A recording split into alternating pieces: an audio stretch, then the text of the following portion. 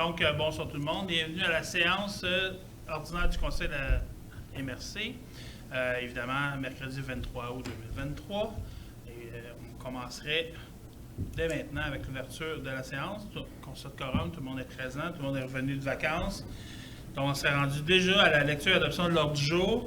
Il y a des points qui sont retirés, le 7.2, le 10.1, le 11.2, le 11.3, le 11.4 et le 14.1. Ça va revenir dans le futur, mais on va retirer ça. Donc, j'aurais besoin d'un proposeur, s'il vous plaît. M. Gauthier, M. Salva. Merci. Adoption du procès-verbal de la séance ordinaire du Conseil de la MRC du 5 juillet dernier. Évidemment, il y a une dispense de lecture. J'aurais besoin d'un proposeur, M. Péloquin. Patrick Péloquin et M. Deguise. Merci. 4.2, adoption du procès-verbal de la réunion du Comité de sécurité publique, le CSP, du 26 avril 2023, évidemment avec une dispense de lecture. Est-ce que j'ai un proposeur? M. Potvin? M. Benoît, merci. 4.3, un dépôt du compte-rendu de la réunion du Comité régional de la sécurité incendie civile du 15 novembre dernier, 2022, donc c'est un dépôt. 10.5, autorisation du paiement des dépenses, considérant évidemment la liste des dépenses des paiements autorisés soumis pour la séance d'aujourd'hui. Évidemment, notre directeur général, greffier de trésorerie, certifie que la MRC dispose des crédits nécessaires. Donc, c'est d'un montant de 2 394 656,06 sous.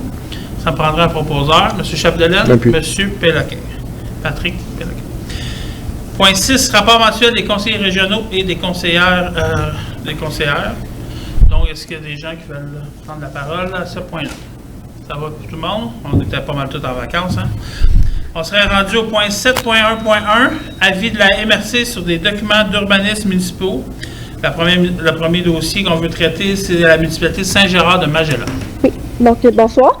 Il y a le règlement numéro 219-2023 de la municipalité de Saint-Gérard qui modifie le règlement de permis de certificat numéro RU 210-2020. On a le rapport de la coordonnatrice à l'aménagement du territoire qui indique que le règlement ne contrevient pas aux objectifs et dispositions du schéma d'aménagement et donc je vous recommande de l'approuver. Parfait, merci. J'aurais besoin d'un proposeur. M. Benoît, M. Potvin. Merci. 7.1.2, avis de la MRC sur des documents aussi d'urbanisme pour la municipalité de Sainte-Anne-de-Sorel. Oui. Donc, la municipalité a adopté le règlement 571-2023 qui vient modifier le règlement de zonage numéro 436-2009 dans le but d'ajouter des dispositions relatives aux normes sur les bâtiments accessoires de type garage privé et remise. Le rapport de notre coordonnatrice à l'aménagement du territoire indique que le règlement ne contrevient pas aux objectifs et dispositions du schéma d'aménagement. Donc, elle vous recommande d'approuver le règlement 571-2023. Parfait, j'aurais besoin d'un proposeur. Madame Le Tonancourt, M. Deguise, merci. 7.1.3, avis de la MRC sur les documents d'urbanisme pour la municipalité de Yamaska. Donc, la municipalité a adopté le règlement numéro RY 2023-102 relatif à la démolition d'immeubles, lequel vient abroger le règlement numéro RY 2021-101. Le rapport de la coordonnatrice à l'aménagement du territoire indique que le règlement ne contrevient pas aux objectifs et dispositions du schéma d'aménagement et vous recommande d'approuver le règlement RY 2023-102. Besoin d'un proposeur, Mme Léveillé, M. Chapdelaine, merci. 7.1.4, avis de la MRC sur les documents d'urbanisme municipaux pour la ville de Saint-Ours. Donc, la ville de Saint-Ours a adopté le règlement numéro 2023-257 qui vient modifier le règlement de zonage numéro 2006-109 afin d'ajouter les dispositions relatives aux normes d'implantation des usages autorisés en zone agricole. Le rapport de la coordonnatrice à l'aménagement du territoire indique que le règlement ne contrevient pas aux objectifs et dispositions du schéma d'aménagement. Je vous recommande d'approuver le règlement. Parfait, j'ai besoin d'un proposeur. M. Patrick Péloquin, appuyé par M. Vincent Deguise. 7.1.5, encore pour la municipalité de Saint-Roch de Richelieu, des documents d'urbanisme municipaux. Oui, donc la municipalité de Saint-Roch a adopté les règlements numéro 438-2021-2023-1 et 438-2023 3 à 10. Donc on a en tout là, on a 9 règlements en tout. Donc, notre coordonnatrice à l'aménagement du territoire indique que les règlements contreviennent pas aux objectifs et dispositions de schéma d'aménagement et vous recommande d'approuver la totalité des 9 règlements. Parfait, merci. M. Potvin, M. Salva, merci. 8.1, contribution financière des organismes. Donc, quelques contributions ce soir. Oui, de mémoire, il y en avait 4. Donc, la première, c'est l'Ardoise pour le projet de lecture au thon qui reprendrait cet automne, la 2e édition, à ma mémoire. Donc, c'est un montant de 500 $ que vous avez convenu d'allouer. Ensuite, il y a la Féerie des Lumières à Saint-Joseph-de-Sorel, un montant de 2000 $ que vous avez choisi d'allouer. Et la Ville de Saint-Ours pour des fêtes du 350e, une activité dans le cadre de ces fêtes-là, un montant de 2000 $. Et la municipalité de Saint-Aimé, également un montant de 2000 $ pour une contribution aux fêtes de la Saint-Jean et aussi une contribution pour permettre de la formation des citoyens en matière de sécurité, de secourisme. Parfait. Donc, j'ai besoin d'un proposeur. M. Gauthier, M. Salva, merci. 9.1, appui et participation de la MRC au projet régional de portrait diagnostic pour la mutualisation d'équipements et d'infrastructures alimentaires pour la Montérégie. C'est un projet qui émane là, de l'entente sectorielle de développement du secteur bioalimentaire 21-2025 en Montérégie. Il y a 12 MRC qui contribuent à cette entente-là. L'agglomération de Longueuil aussi. Donc, c'est tous les territoires municipaux de la Montérégie qui y adhèrent, en plus de certains ministères et aussi des organismes. Puis, le projet consiste à établir le portrait et le diagnostic pour favoriser la mutualisation d'équipements et d'infrastructures dans le monde de l'agriculture agroalimentaire. Et puis, dans le fond, c'est de développer ce projet-là, c'est pour inventorier les équipements et les infrastructures de transformation alimentaire et d'entreposage disponibles sur le territoire pour la mutualisation. Identifier les besoins en équipements et infrastructures de transformation alimentaire, entreposage selon les différents secteurs d'activité, prioriser et cibler par secteur d'activité les besoins des bénéficiaires, des entrepreneurs auxquels un projet de mutualisation pourrait répondre. Et puis ensuite, c'est identifier les autres besoins en matière de mutualisation, tels que, exemple, transport, mise en marché, main-d'œuvre, formation et accompagnement à différents niveaux. Donc, c'est un projet qui se fait en plusieurs phases et c'est l'entente, dans le cadre du budget de l'entente que le budget, les coûts de ce projet vont être imputés. Et puis, à partir de là, il n'y a pas de coût pour les participants. Et puis, il y a un comité qui va être créé. Et dans le fond, Youssef Fakari, qui est notre coordonnateur au plan de développement de la zone agricole et le coordonnateur le tout désigné pour y participer à ce comité-là.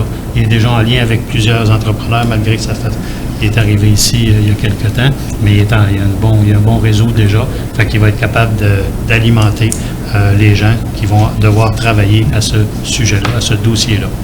Donc, puis justement, là, les comités, puis je finis avec ça, les comités, dans le fond, il y en a un pour chacune des 3 MRC. On a fait des groupes de 3 MRC, et puis à partir de là, bien, il y aura un comité, puis après ça, il y aura tout ensemble, ça va être un autre comité qui est formé par l'entente, qui va tout généraliser là, les informations qui auront été retenues dans chacun des secteurs. Parfait. Alors, ça prendrait une proposition pour aider. Merci. Il y a besoin d'un proposeur. M. Chapdelaine, Mme de Tonancourt, merci. On serait rendu déjà à 11.1.1. FAR, volet 2, partie 3, approbation du projet de la Ville de Saint-Ours intitulé « Faire renaître une patinoire ». Oui, donc la Ville souhaite acquérir et installer des bandes à sa patinoire. Le projet vise à diversifier les activités offertes et permettre d'améliorer la qualité de vie des citoyens, en plus d'attirer les familles et les travailleurs. La Ville demande 75 000 $ qui seraient là, pris directement dans son enveloppe du FAR. Le conseiller aux entreprises de DEPS, M. Hotmans, recommande à votre conseil d'approuver la demande. J'aurais besoin de proposer M. Gauthier, M. Potvin.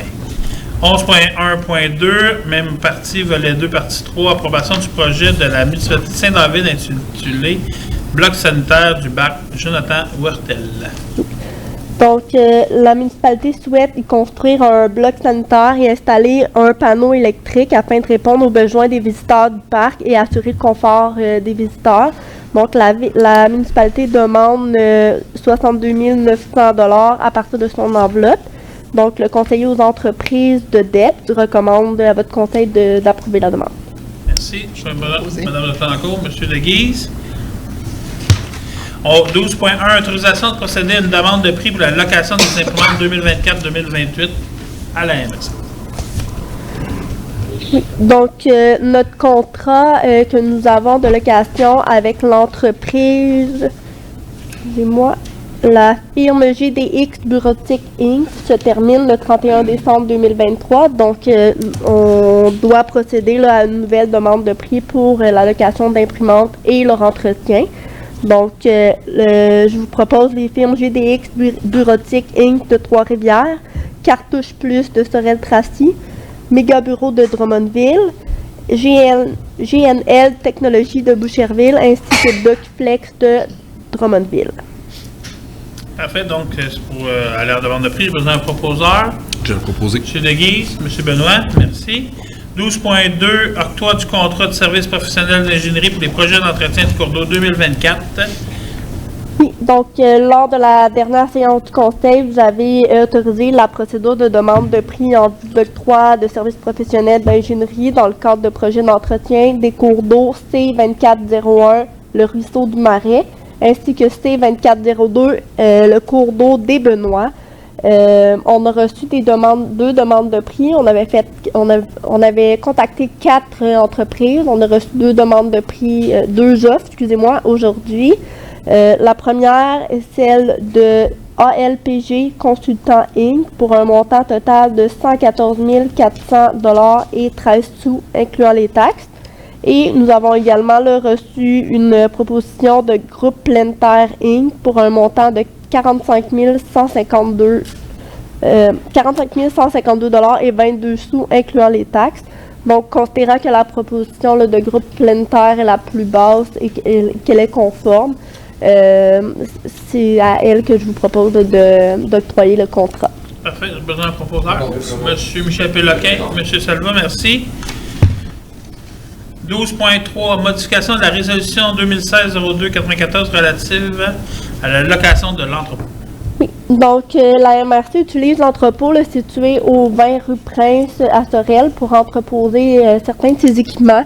Donc la résolution 2016-02-94 prévoyait là, que la MRC pouvait avoir un bail total de 6 ans, alors que le contrat, lui, il se renouvelle automatiquement. Donc, ce que moi, je vous propose, c'est de modifier la résolution 2016-02-94 pour en faire une résolution qui maintient le bail en vigueur jusqu'à résolution contraire. Donc, pas besoin de revenir à tous les 6 ans devant le conseil. Parfait. Besoin d'un proposeur. M. Aucoin, M. Potvin. 13.1, projet de symbiose industrielle Pierre de Sorel, approbation de l'offre de service du Centre de transfert technologique en écologie industrielle, le CTTI. Oui, alors c'est un projet qui va être annoncé sous peu par le CTTI. Et puis la MRC est un des partenaires identifiés dans ce projet-là. C'est un projet qui est très intéressant, conforme au plan de gestion des matières résiduelles aussi. Et puis, à partir de là, il y a une contribution de la MRC monétaire qui va être faite au montant de 45 000 plus taxes. Alors, compte tenu là, que le projet va être annoncé prochainement, la résolution pourrait se limiter à ça. Merci. On va laisser le soin au CTTI de faire les annonces nécessaires le temps venu. Donc, pour ce faire, j'ai besoin d'un proposeur. Je vais proposer. M. Patrick Péloquin et Gilles Salva. 14.2, information concernant l'embauche de la technicienne en gestion documentaire. Donc, il y a une nouvelle employée qu'on va accueillir chez nous. Oui. C'est de lundi. Oui, à la séance du 8 mars dernier, là, vous avez autorisé l'enclenchement du processus d'embauche. Et puis, le 12 avril, vous avez autorisé à la direction générale à procéder à l'embauche. Donc, la MRC a reçu un total de 19 candidatures. Et puis, de ces 19 candidatures, il y en avait seulement 6 qui avaient fait des études dans le domaine. Donc, dans un premier temps, là, on a fait une première entrevue le 16 juin. Celle-ci n'a pas été concluante.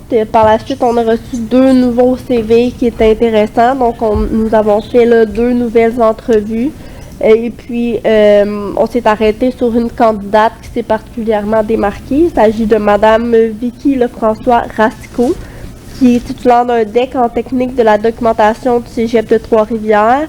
Elle a travaillé également à la Société historique Pierre de Sorel et a fait son stage de fin d'études à la ville de Sorel-Tracy. Donc, Madame Lefrançois Rasco va rentrer en fonction le 28 août prochain, donc lundi prochain. Donc, on peut lui souhaiter la bienvenue officiellement par le Conseil des maires. On est rendu à 14.3, enclenchement de la procédure d'embauche au poste de coordonnatrice à la gestion de milieux naturels. Oui, alors, c'est ça, notre coordonnatrice a quitté récemment, et puis on va juste enclencher avec une description des tâches appropriées pour lancer une offre d'emploi formelle. Alors, ça prendrait, si vous voulez, puis compte tenu, des fois, c'est comme vous l'avez fait pour le poste d'archiviste, ou pas d'archiviste, mais de technicienne en gestion documentaire, si vous pouviez autoriser également le comité de sélection ou la direction générale à embaucher, suivant la recommandation du comité de sélection. Des fois, on pourra gagner quelques semaines. Alors, c'est ça, c'est le... Audrey nous a quittés. On la remercie énormément pour tout le travail très professionnel qu'elle a fait, très rigoureux. Mais il faut trouver un remplaçant ou une remplaçante pour assurer la continuité de ce projet. Parfait. Donc, j'ai besoin d'un proposeur. M. Chapdelaine, appuyé par M. Deguise. 15.1, information et prise de décision s'il y a lieu concernant la demande du MTMD pour le versement anticipé de l'enveloppe 2023-2024 dans le cadre du programme d'aide au développement du transport collectif.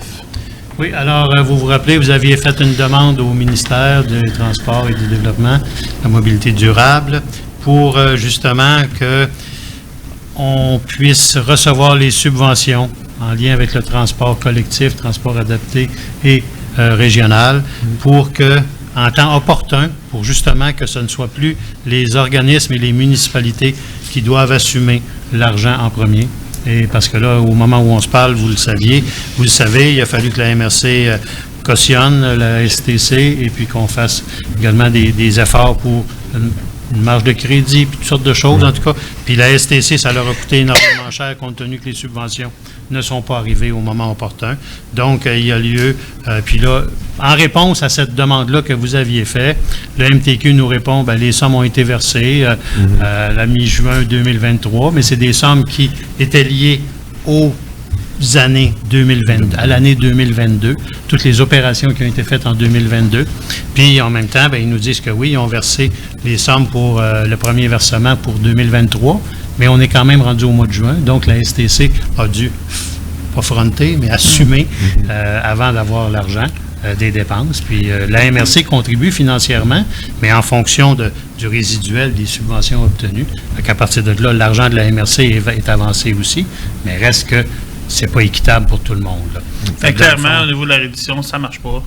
On reçoit l'argent trop tard, puis on paye des intérêts, puis on finance le gouvernement. Il faut dire les vraies choses, hein? On finance le gouvernement. On subventionne les subventions qu'on devrait avoir. Exact. Puis ça a coûté 150 000 en frais. En tout cas, j'ai échangé beaucoup avec Simon, le DG de la STC, puis il nous faisait part de tous les détails qu'on va pouvoir reproduire dans la résolution.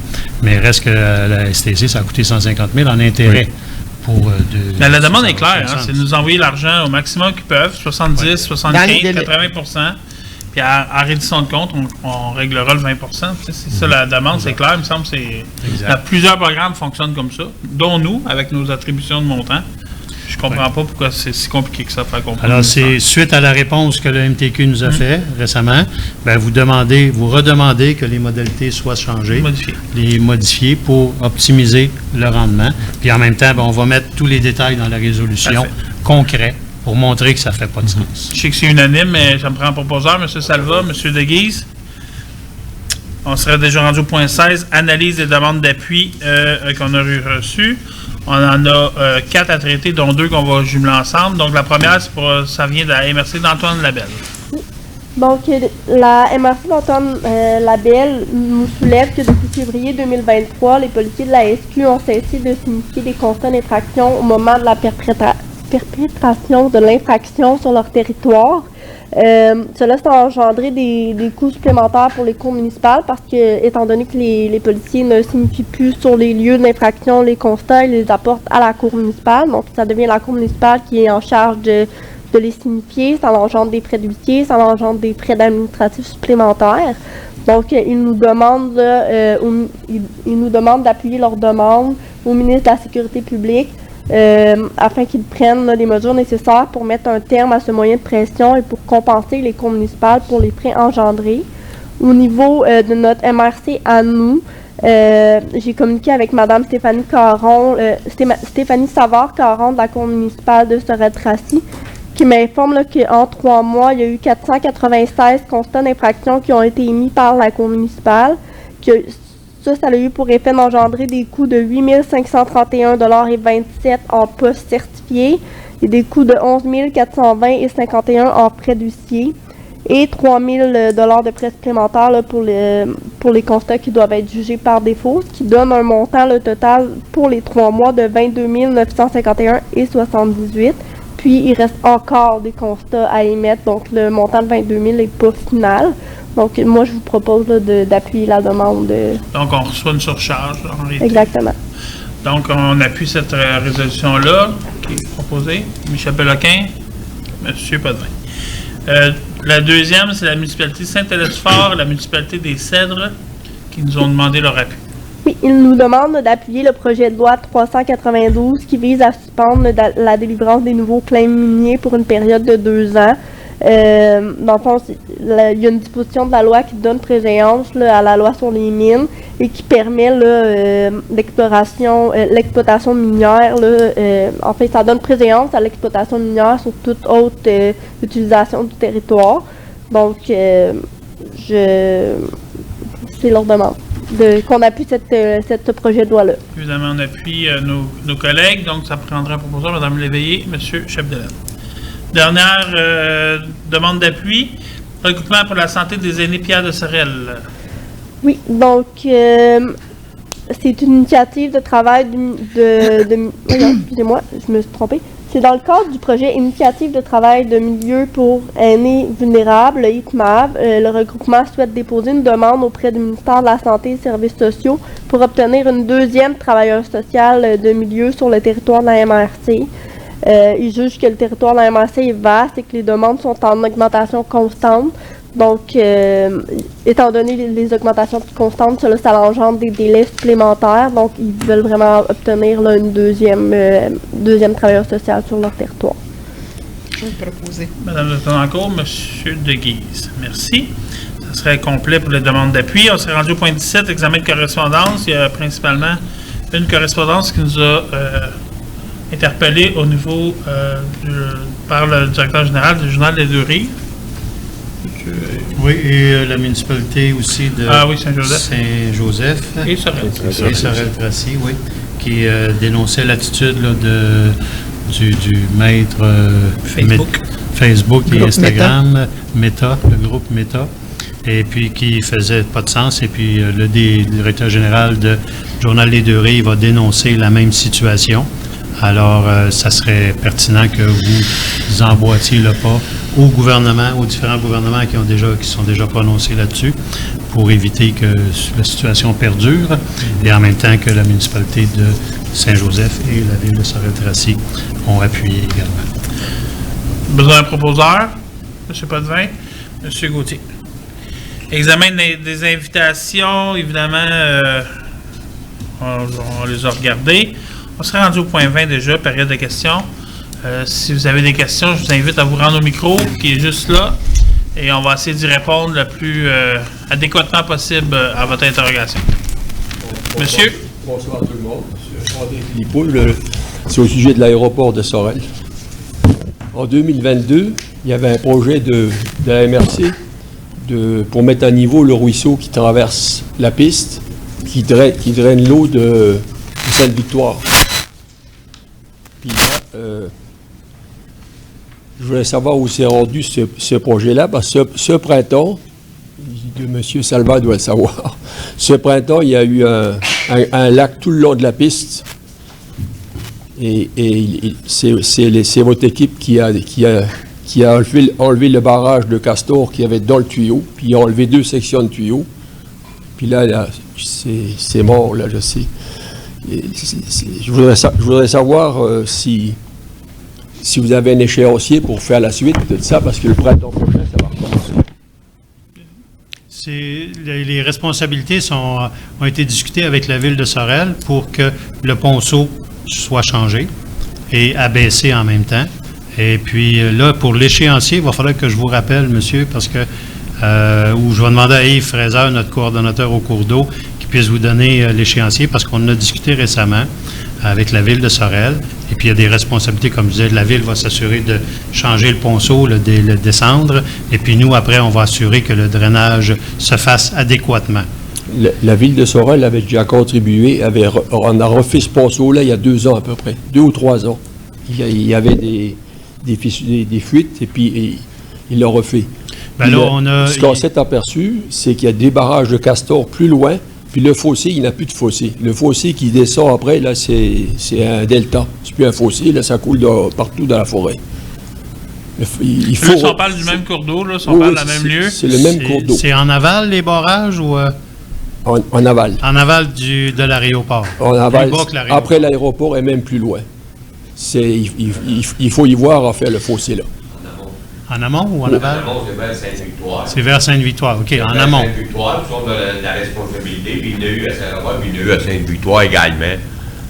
C'est notre inspecteur, on est responsable des barrages, mais là, pour le nettoyage du cours d'eau, pour la reconstruction du pont, mais là, c'est un travail de négociation qu'il y a entre la MRC et la Ville. Là. Mais là, les échéanciers vont être présentés. Là. Il y a eu un rapport qui a été fait par... Vous avez fait une belle ouvrage. Vos ouvriers ont fait un bel ouvrage. Apparent de barrage, faites-nous bien savoir. On va pour l'écoulement de l'eau, on a l'obligation de laisser circuler l'eau, mais pour la construction du ponceau, là, c'est un autre échéance. C'est ça, il y a un rapport qui a été fait là, par la firme d'ingénieurs mandatée pour déterminer qu'est-ce que ça prenait comme ponceau. Et puis la Ville va faire les travaux en conséquence de ce rapport-là. Et puis nous autres, après, comme je disais tantôt, on va assurer le drainage, le bon écoulement de l'eau pour que le drainage des terres se fasse. On va finir les travaux.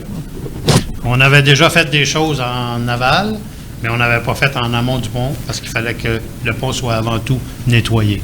Mais ça va se faire, monsieur, puis je pourrais, ou si vous préférez, en tout cas, je prendrai votre numéro tantôt, puis Yves, notre coordonnateur, vous rappellera dans les prochains jours pour vous donner vraiment l'échéancier précis. Parce qu'il y en a un, là. Oui, parce que sinon, ça va commencer. On va rattraper les castors après ça. Ça répond à votre question, monsieur? Oui, c'est parce que... c'est parce qu'on ne l'a pas en tête. L'échéancier, on ne l'a pas en tête. Là. Le lac qui se fait le long de la piste, là, je ne veux pas que ça mine la piste en dessous. Elle est assez... Mais il y a un échéancier, c'est juste que là, on ne l'a pas en tête. Tant qu'à vous dire n'importe quoi, on a mieux... Supposé d'être en 2020.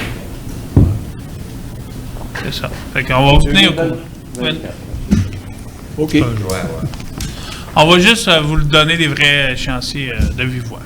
Ça va? D'autres questions? C'est bon? Donc, sans plus tarder, j'aurais besoin d'un proposeur pour lever l'Assemblée. Monsieur Landreville, vous voulez intervenir? Non. Voulez-vous intervenir, M. Landreville, ou... C'est bon? Est-ce que vous vouliez intervenir ou ça va? Non, il voulait me parler après. Après? OK, c'est bon. Monsieur... Après? Oui. Monsieur Chapdelaine propose. Qui appuie? Monsieur Aucoin, merci. Donc, je vous invite juste à aller... je vous invite à la prochaine séance. Le mois prochain déjà, bientôt. Très, très bientôt. 13 septembre. Vous avez raison.